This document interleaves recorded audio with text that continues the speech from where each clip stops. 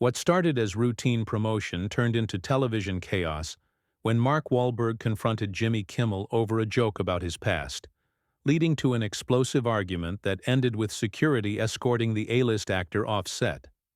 The studio audience settled into their seats expecting another typical late-night entertainment show. Mark Wahlberg had appeared on Jimmy Kimmel Live countless times before, usually promoting his latest action film or discussing his Boston roots with easygoing banter. Tonight felt different from the moment Wahlberg walked onto the stage. Kimmel opened with his usual monologue, but something in his demeanor seemed more aggressive than usual. When he introduced Wahlberg, there was an edge to his voice that seasoned viewers might have caught. "Ladies and gentlemen, please welcome Mark Wahlberg, who's here to tell us about his new movie and hopefully not beat anyone up backstage."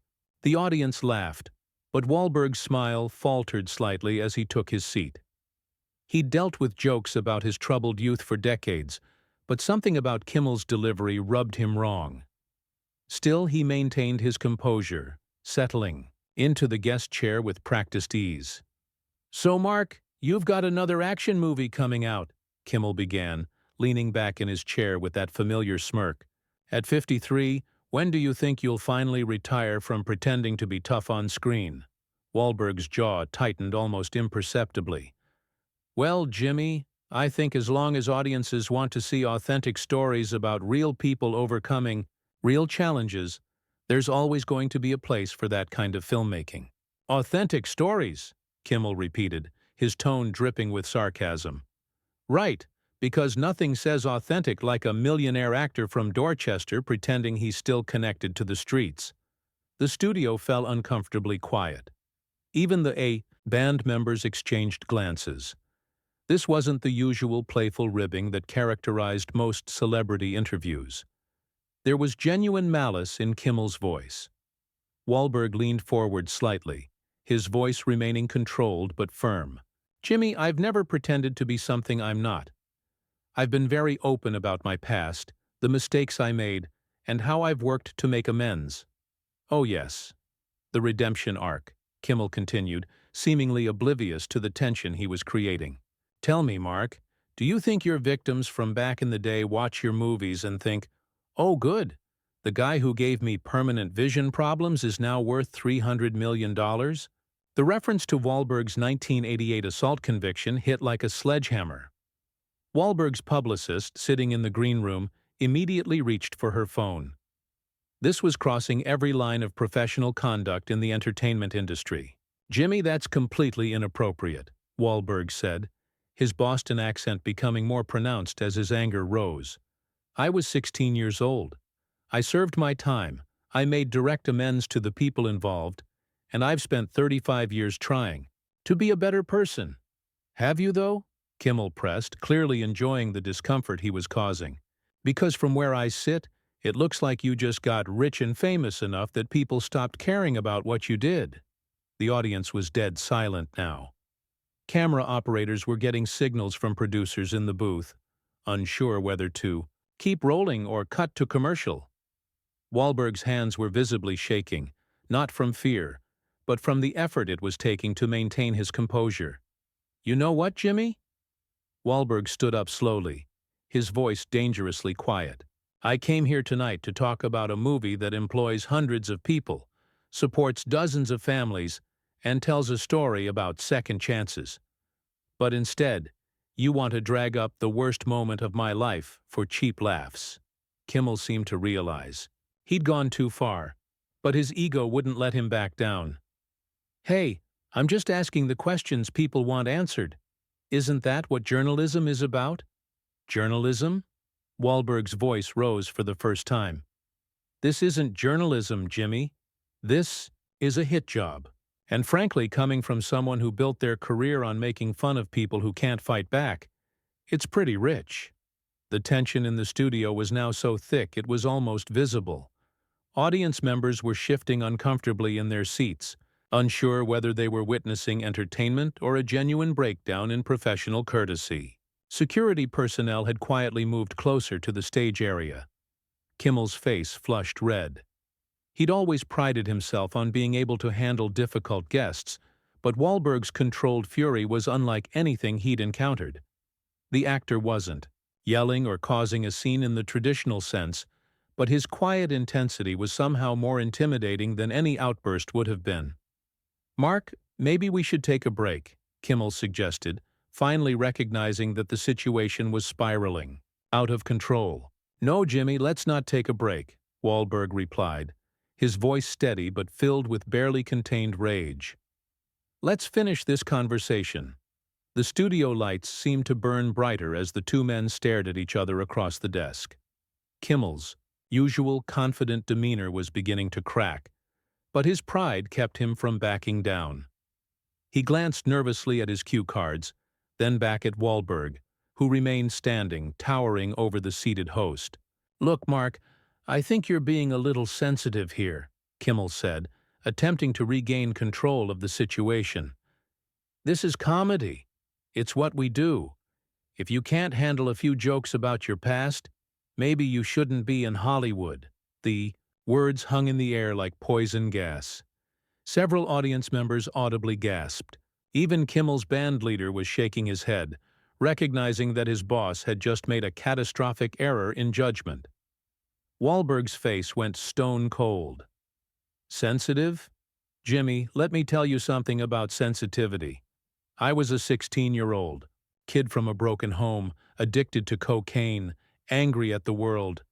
I hurt people, and that's something I have to live with every single day. But you know what I don't have to live with? Some privileged comedian from Brooklyn lecturing me about my past while he sits behind a desk worth more than most people's houses." The personal attack on Kimmel's background hit its mark. The host's face reddened further and his voice took on a defensive edge. "Privileged? I worked my way up from nothing, just like you claim you did." "Claim?" Wahlberg stepped closer to the desk, his voice rising. "I didn't claim anything, Jimmy. I lived it. While you were making prank calls for radio stations, I was trying not to get shot walking to school. While you were kissing up to celebrities for interviews, I was working construction at 4 in the morning to pay for acting classes." The audience was completely silent now, transfixed by the raw emotion pouring out of both men. This wasn't scripted banter or manufactured drama for ratings. This was two successful men having a very real, very ugly confrontation on live television. Kimmel tried to laugh it off, but the sound came out forced and hollow. "Come on, Mark. You're taking this way too seriously. We're both entertainers here. We both know how this game works." "Game?" Wahlberg's voice dropped to a dangerous whisper. "This isn't a game to me, Jimmy. My past isn't entertainment for your audience. The people I hurt weren't punchlines for your monologue, and the work I've done to try to make things right isn't material for your jokes." The host was sweating now, visible beads of perspiration forming on his forehead under the hot studio lights. His writers in the booth were frantically gesturing, but he couldn't see them. He was trapped in this moment with an increasingly angry movie star, and no clear way out. "You want to know what's really funny, Jimmy?" Wahlberg continued, his voice gaining momentum. "You sit here every night making jokes about other people's lives, other people's struggles, other people's mistakes. But when was the last time you put yourself on the line? When was the last time you risked anything real?" Kimmel's defensive mechanisms kicked in, and he made another crucial mistake. "At least I never blinded anyone in a racially motivated attack." The words cut through the studio like a knife. The reference to the specific details of Wahlberg's teenage assault was not just inappropriate, it was cruel. Even the camera operators stopped what they were doing, unsure whether they should continue filming. Wahlberg's entire body went rigid. His hands clenched into fists at his sides, and for a moment everyone in the studio held their breath, wondering if they were about to witness something truly explosive. "Get up," Wahlberg said quietly. "What?" Kimmel's voice cracked slightly. "I said get up. Stand up and say that to my face like a man instead of hiding behind your desk like a coward." Kimmel remained seated, his bravado finally beginning to crumble. "Mark, I think we should really take that break now. Stand up!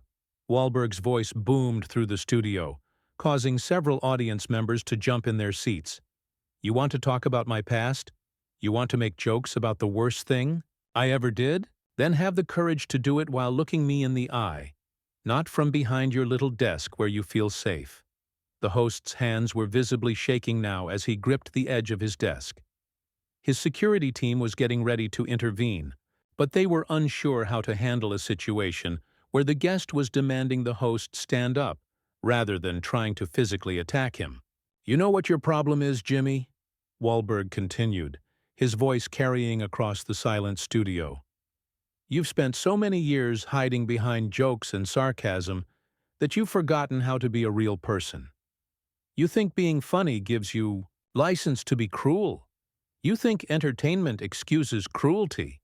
Kimmel finally found his voice, though it came out smaller than usual. I'm just doing my job, Mark. Your job? Wahlberg laughed, but there was no humor in it.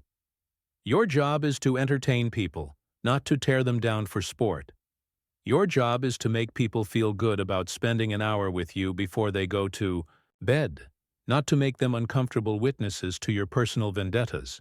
The studio audience began to murmur among themselves, some clearly uncomfortable with the direction the confrontation had taken. A few people in the front rows were checking their phones, already posting about what they were witnessing. The producers, in the control room, were having heated discussions about whether to cut to commercial or let the train wreck continue. Kimmel finally stood up, but his movement was shaky and uncertain. Face to face with Wahlberg, the physical difference between them was stark. The host looked smaller, diminished, while the actor's presence seemed to fill the entire stage area. You think you're better than me? Kimmel shot back, his voice taking, on a desperate edge. You think because you've made some movies and donated some money that erases what you did, that makes you some kind of saint? Wahlberg shook his head slowly, his expression one of disgust rather than anger now. I never said I was better than anyone, Jimmy, but I know the difference between accountability and exploitation. I know the difference between owning your mistakes and profiting from other people's pain. Oh, spare me the philosophy lesson, Kimmel snapped, his composure completely gone now. You're an actor who got lucky.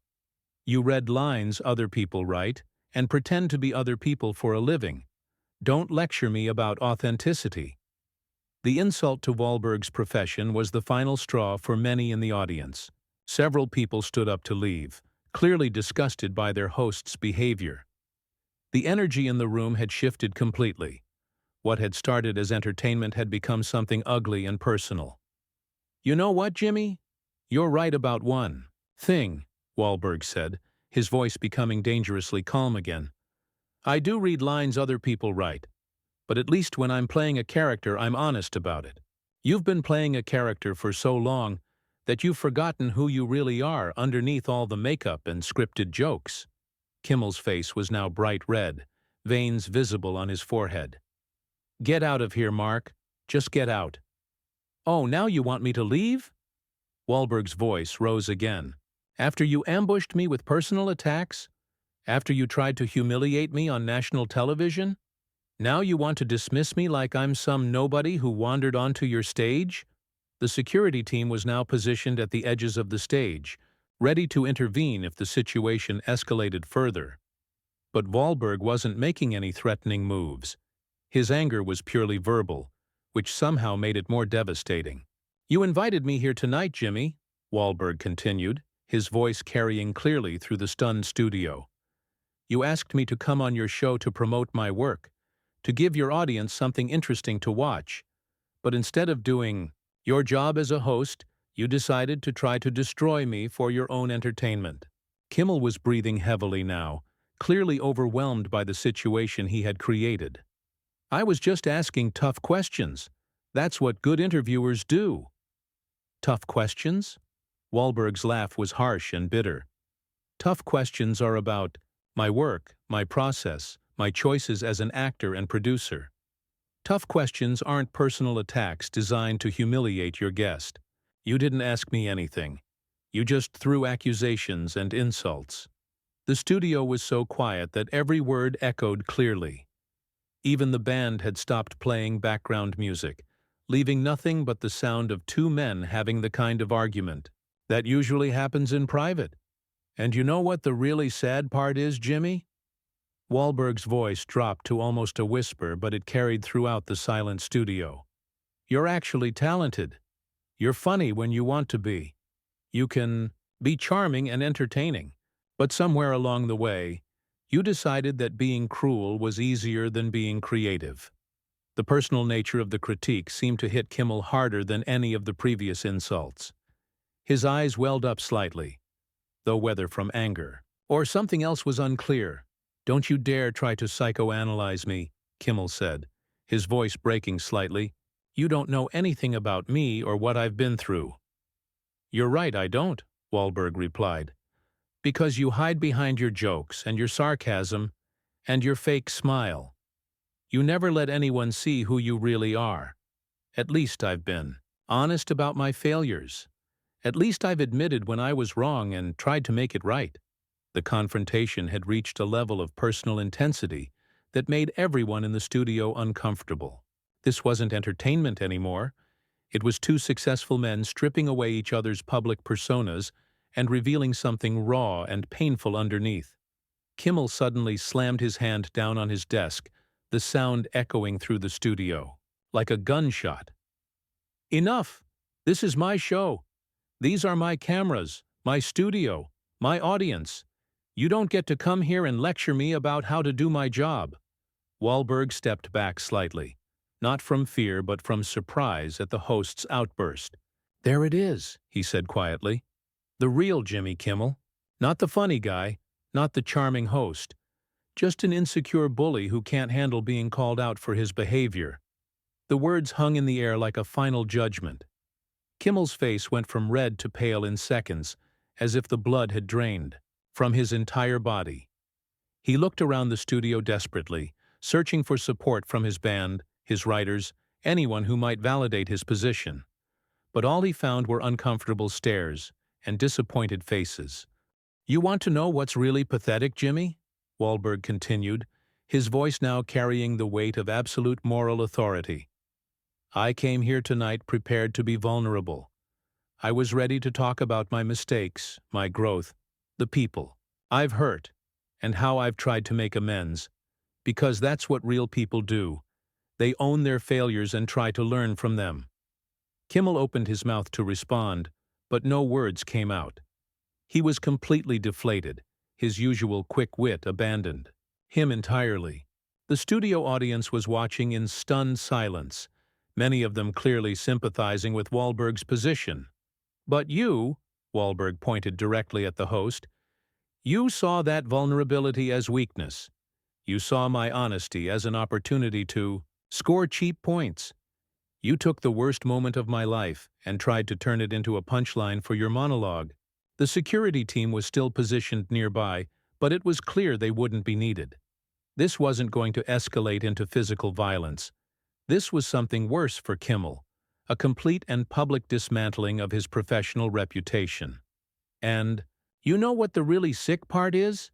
Wahlberg's voice rose again, but now it carried disappointment rather than anger. "Your audience deserves better than this. These people came here tonight to be entertained, to laugh, to forget about their problems for an hour. Instead, you gave them a masterclass in how to be a cruel, unprofessional bully." Several audience members began to applaud, slowly at first, then building to a sustained ovation. They weren't applauding the confrontation. They were applauding Wahlberg's dignity in the face of Kimmel's unprofessional behavior. Kimmel finally found his voice, but it came out as a weak whisper. "Mark, I think maybe we got carried away here." "No, Jimmy," Wahlberg shook his head firmly. "You got carried away. I tried to be professional. I tried to redirect the conversation. I gave you multiple opportunities to be a decent human being, but you chose to double down on cruelty every single time." The host looked desperately toward his producers in the control room, but they were clearly as disgusted with his behavior as everyone else. One of them was already on the phone, likely with network executives who were watching this disaster unfold in real time. "I think we're done here," Wahlberg said, beginning to remove the small microphone clipped to his shirt. "This isn't the kind of show I want to be associated with, and you're not the kind of person I want to work with." Kimmel made one last desperate attempt to salvage the situation. "Mark, wait! Can't we just—" "No," Wahlberg cut him off sharply. "We can't just anything. You made your choice tonight, Jimmy. You chose to be petty and cruel instead of professional and respectful. You chose to attack a guest instead of entertaining your audience. And now you get to live with the consequences of that choice." The actor handed his microphone to a nearby sound technician and began walking toward the exit. The audience erupted, in applause again, this time standing and cheering for Wahlberg's dignified exit. As he reached the edge of the stage, Wahlberg turned back one final time. "You know, Jimmy, I really hope you learned something from this. Because if you don't, you're going to find yourself very alone in this business very quickly. People in Hollywood might tolerate a lot of things, but they don't tolerate bullies who attack their guests." With that, Mark Wahlberg walked off the Jimmy Kimmel Live stage, leaving behind a host who looked completely broken, and an audience that was still applauding his departure. The studio fell into an uncomfortable silence as Kimmel stood alone behind his desk, staring at the exit through which his guest had just walked. The show's producers quickly cut to commercial, but the damage was done. Within minutes, clips of the confrontation were spreading across social media platforms.